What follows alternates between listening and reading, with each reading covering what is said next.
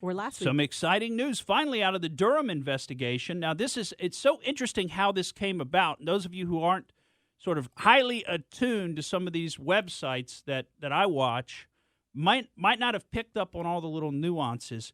But, last week, Friday at 5 p.m. was set as a deadline by a kind of a well-known blogger named Sundance of the Conservative Treehouse. And if you don't follow his stuff, he's been on this Russiagate, Spygate stuff. He has been among the best commentators. The guy has the goods on these people from public sources. I mean, he just doesn't have any kind of inside sources.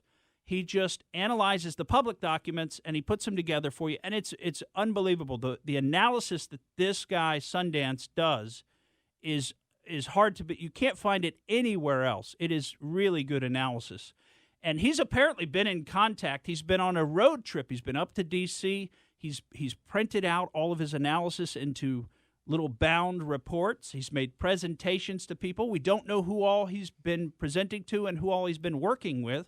We know one of the people he's working with is Sidney Powell. He's somehow gotten connected with her. We think other people are people within the government itself and within DOJ as well. Now, based on some things he posted last week, he said last week on, I think it was Wednesday, he kind of went on a tweet storm, and he said he'd been asked to delay by 1 week the announcement that he was going to make Friday at 5 p.m. Now, you gotta.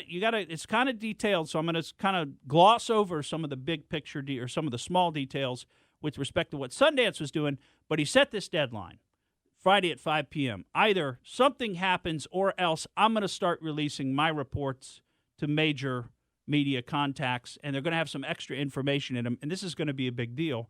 He got contacted, so he says, by DOJ and asked to hold off for a week, and he said, no, I won't do it. And then lo and behold, Thursday night, I don't know if you saw this, but Attorney General William Barr books himself in on Hannity, basically calls Hannity up, says, hey, I want to come on your show tonight, books himself in on Hannity and says there's going to be a major announcement tomorrow. Well, it won't be that major. It won't be earth-shattering, but there's going to be a development in the Durham case tomorrow. And sure enough, on Friday, it gets announced that FBI attorney Kevin Clinesmith, who was right in the thick of all this Spygate stuff, right in the thick of vetting the FISA application, helping to prepare the Woods file for the FISA application. The Woods file is basically the backup documentation that's got to go with the FISA application to say, oh, see, this is really all true. And what we already knew he did, because we already had the goods on this, thanks to Sundance and people like Sundance, he had taken an email that said that Carter Page was a source for the CIA, and he added in the line, was not a source, to the email. Because, see, if Carter Page was working for the CIA against the Russians, then it's somewhat hard to believe that Carter Page is a Russian spy, right? Because he's working for us, and we knew that. The FBI knew that. The CIA knew that. They'd all been told that. But nevertheless, Kevin Clinesmith feels empowered. And think about the date on this. This happened in June of 2017. So after President Trump's already president, after Bob Mueller's already been appointed special counsel, that's when Clinesmith changed the email and submitted it as further support of the third FISA application sought against Carter Page so that they could keep spying on the president, the sitting president. They wanted to keep it going.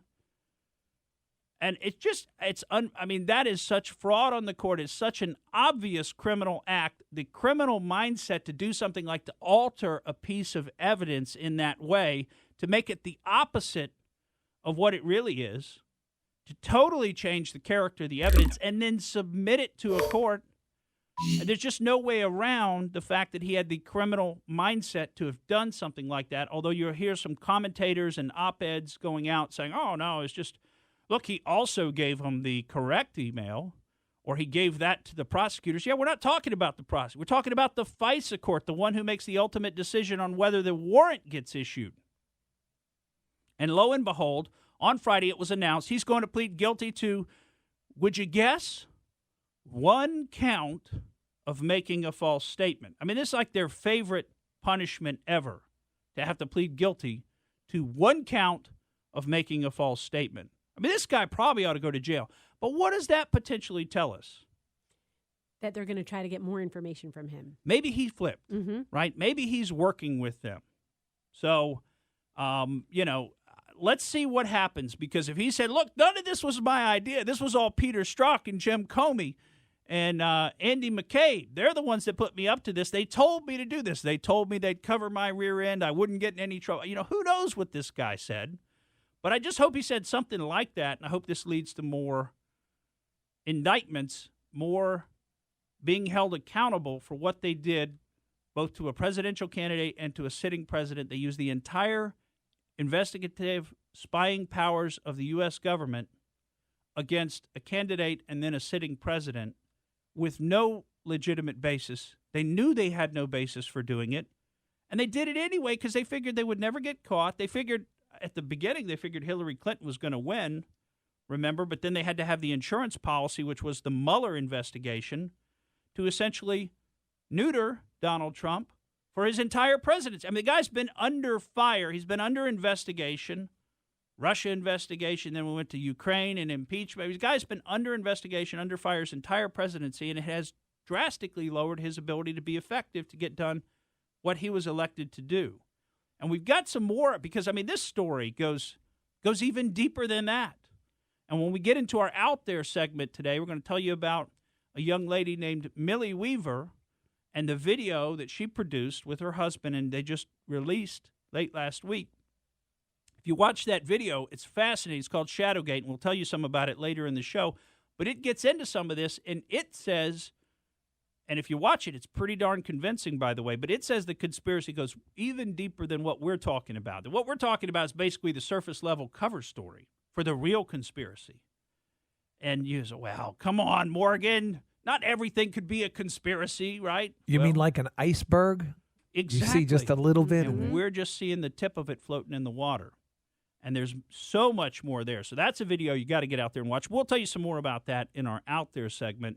I certainly hope there's more results to come. And Maria Bartiromo was reporting yesterday that Durham is going to be interviewing former CIA Director John Brennan on Friday. Now, this Friday coming up. Now, we'll see if that actually happens. Certainly, I had heard it reported that Brennan was not a target of the investigation, which is disappointing because, particularly when you watch the Shadowgate video, you find out Brennan's kind of behind this entire system that abuses the data collection by the NSA and makes a secret side copy of it for use by private contractors, etc. So it's basically all of our personal communications that are only supposed to be captured by the NSA and then only held for a certain period of time and then only queried if they get the FISA court's authority to go in there and ask the machine to return query. Give me all of Morgan Streetman's text messages or something like that. That's the only way they're supposed to be able to get to this information, but we come to find out, actually, copies are made of this information when it comes into the pipeline, and those are just given to private companies, and there's no oversight. Nobody even knows what happens to the data. So could somebody be going through those? Well, apparently so. Thank you for listening to the Morgan Streetman Show. We hope you enjoyed what you heard, and if you did, please click like and subscribe to help us out. And remember that we recommend that you exercise your brain at least once a week.